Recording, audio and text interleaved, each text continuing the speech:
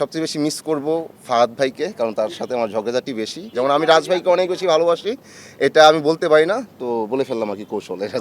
রাজ ভাইয়ের লিডারশিপে আসলে আমি মুগ্ধ। সবচেয়ে বেশি ভালোবাসি বাবাকে, আর সবচেয়ে বেশি মিস করব ফাহাদ ভাইকে, কারণ তার সাথে আমার ঝগড়াঝাটি বেশি। আর মেরিন তো আমার সাথেই সবসময়।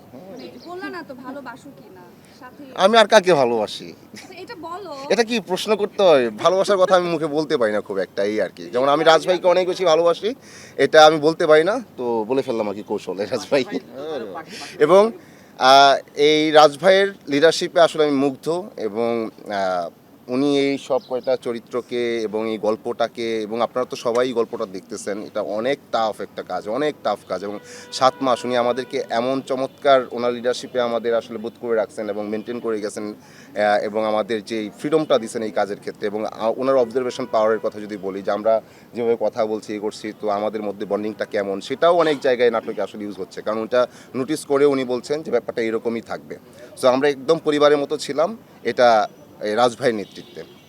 এবং রাজভাই যত চমৎকার একটা গল্প আমাদের উপহার দিয়েছেন, এবং নানা প্রজন্মের কাছে সামনে এই গল্পটা নিয়ে কথা হবে, এবং তার সাথে আমাদের নিয়েও কথা হবে। তার জন্য রাজভাই আপনাকে স্যালুট।